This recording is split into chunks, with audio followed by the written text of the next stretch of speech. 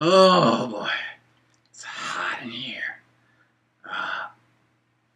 Hello, my wonderful queer viewers, or otherwise, and welcome back to another episode of Seasonal Gay Anime Spotlight, the show where I look at the queer characters of each season of anime and talk about them as they are in the first 3 to 4 weeks of the very hot summer season.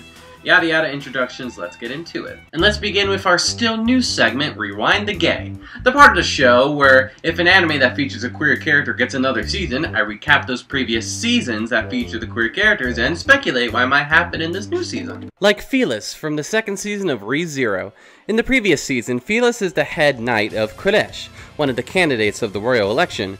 Though a male beast human, Felis likes to dress up in feminine clothing while not on duty, and likes to use both male and female pronouns for himself. We got a lot of death in Felis in the first 2 episodes of the second season he was in. Kulesh, alongside Rem, was attacked by the Sin Archbishops of Greed and Sloth, causing her to lose her memories. Felis, while wanting to protect Kulesh, wants to end the alliance that they set up with Subaru and Emilia. But Kulesh, whose strong will has still been preserved, berates Felis for this and wants to remain in the alliance. Reminded of the promise they made as kids, Felis breaks down crying. I'm really curious to know what this promise between Kulesh and Felis was and why they are so close. Though we won't get that answer anytime soon, as Subaru and company leave Kulesh's mansion to head back to Wazral's mansion. So, it'll have to be seen if this adorable cross-dressing cat creature is in the next 22 episodes of this new season. And now let's talk about the queer characters in this current season of anime, where... Really? No new queer characters this season? That's... well, that actually makes a bit of sense. Because of COVID-19, almost all anime were pushed back a season, so most new anime series, what I mean by that is that it's not another season of a pre-existing show being aired, is from the previous spring season. So there's not much new shows this season, so less opportunity for queer characters as of right now. Though, I do hear that there's some subtext between female characters in Lapis Read Lights, but I'm not a fan of multimedia idol franchises unless it's something like Revue Starlight, so I'm not watching that anime. So with that going quickly, I guess, let's move on to our next segment, Recap of Last Season. The part of the show where I look at the queer anime of last season and talk about whether their characters ended nicely or badly, but that does mean that there are spoilers ahead. Warned. First, let's talk about Yoshiki from Wave Listen to Me. Hey, so, remember how last time I said that Yoshiki's defining character trait was being gay and touching men's butt? Well, guess what? That's still the only thing about the manager by the end of the show. He just gotta touch those men's butts, whether they want to or not. Ha ha ha! Blow me. Next up is Denka from Listeners. So the anime features a bunch of references to popular rock and roll players and songs, from the episode titles to the characters themselves. And one of these characters, Denka, is obviously a reference to the late Prince. From his purple hair and attire and very effeminate personality and style, plus his repeated expressions of love. Not only is Denka a male crossdresser, but he was also in a relationship with the deceased Jimmy Stonefried, the person that our 2 main protagonists are looking for. Not only that, but Denka's 2 assistants are in a lesbian relationship, being very evident from their body language. I got tired of Listeners about halfway through and skipped around there in a lot of episodes, but I do appreciate the anime making Denka a reference to the late great Prince. And lastly is Catalina's bisexual harem from My Next Life as a Villainess. The continuing adventures of clueless and airheaded Catalina and the men and women who love her so dearly. While nothing changed in terms of relationship, aside from adding Sirius to the harem, we did get a lot of good moments between the characters. While the men are only straight with their love for Catalina, the women vary from lesbian to bisexual. Mary, the best girl, is the most aggressive in staying by Catalina's side, furious when Alan gets to have some alone time with her. One great moment of hers is that when Catalina asks the girls what the perfect date looks like, Mary talks about holding hands, going on dates, bathing together, playing with each other's hair, playing with dresses, etc.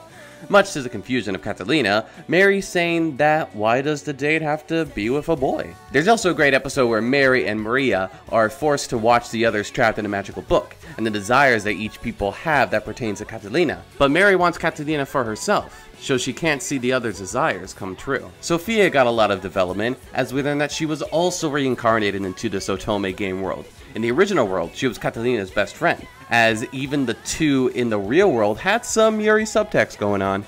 The knowledge that Sophia has of this reincarnation is not firmly established, but with the announced second season for 2021, it will be interesting to see if Sophia will remember her memories as Atsuko and whether or not this will affect Sophia's feelings for Catalina. One fun complex thing about Sophia is that even though she is in love with Catalina, she wants her big brother to be able to marry Catalina because Sophia cares about her big brother's happiness. And that's pretty sweet. If there's any girls that Catalina might have an attraction to, it's Maria. She continually blushes around her and is genuinely heartbroken when Maria disappears. Maria continues to be in love with Catalina and wants to stay by her side, and bake sweets for her forever. She even straight up confesses her love for Catalina. But Catalina, again being the beautiful airhead she always is, doesn't pick up on the romance, still thinking that everyone around her sees her as a friend. Catalina, you goddamn dumbass, I love you. But who knows, maybe in the second season in 2021, Catalina will realize that the men and women in her life are deeply in love with her and go out with one of them. And in case you're curious, my ship with Catalina on the male side is with Alan, and on the female side is with Mary. We'll see what happens next year. And now we lead to our last segment of the show, Shadow's Heterosexual Pick. The part of the show where I pick an anime that may not have any queer characters in it, but it's still pretty good. And this season's pick is Japan Sinks 2020. Much like with the new Ghost in the Shell season last April, where Netflix releases the whole season at once, I enjoy watching an episode of anime a week. So though this new anime has all of its 10 episodes released, I've only seen 4 episodes so far, so my thoughts will only be on these 4 episodes. And as of right now, I am excited, because I love Masaki Yusa and his studio, Siren Saru. But I'm also worried at the same time. Let me explain. So, Japan Sinks 2020 is based on a novel that came out in 1973, the anime adaptation changing it to modern time. The country of Japan suffers from the greatest earthquake that the world has ever faced, with some afraid that the country itself is sinking, both physically and metaphorically, hence the title of the anime. We follow a family of 4 and some friends as they try to travel through the country to find a place where they can be safe. Along the way, they meet new travelers while losing people of their own group. Think of like the second half of Devilman Crybaby. The positive is that no matter what, Masaki Yusa and Science Saru always know how to make a product that is emotionally resonant to the viewers, no matter what kind of product it is. While the animation isn't crazy like it usually is for the studio, the backgrounds and character expressions make it feel more realistic than you might believe. And unlike other apocalyptic media that feature zombies or a disease, oh my god, reading that in retrospect, it's probably really or something like that. It's instead something that is really possible for something to happen in Japan. For context, Japan is essentially on a destructive plate boundary where the Philippine plate subjects the Eurasian plate. After the 2011 earthquake and tsunami, towns like Ishinomaki subsided, actually sank. Earthquakes happen a lot in the country, and there's always the possibility that what's happening in the anime can happen to the country of Japan. Because of this, the characters' reactions to the tragic events happening around them are realistic and varied. Themes of nationalism are prevalent in certain characters, them being so sure that the country of Japan could never sink, and that their government will help them no matter what. Even though, throughout the 4 episodes I've seen, none of that is true. But our beliefs in our country will help us through this crisis, even if these beliefs end up being fruitless. Some resort to religion, some take advantage of the crisis to do horrible things, and some take advantage of the crisis to help save lives, even at the cost of their own. Crises bring out the best and worst in us all, when our regular daily lives are taken apart and we are tossed in a new environment with no sense of control. This is what Japan Sinks 2020 currently excels at, and I can't wait to see how the rest plays out. Though I will admit some factors of the anime make me worried a bit for the remaining 6 episodes I have left to watch. For example, bad stuff happened a lot to these characters in just these 4 episodes alone. They get attacked by strangers, there's an attempted rape scene, and characters are just dying left and right with no warning.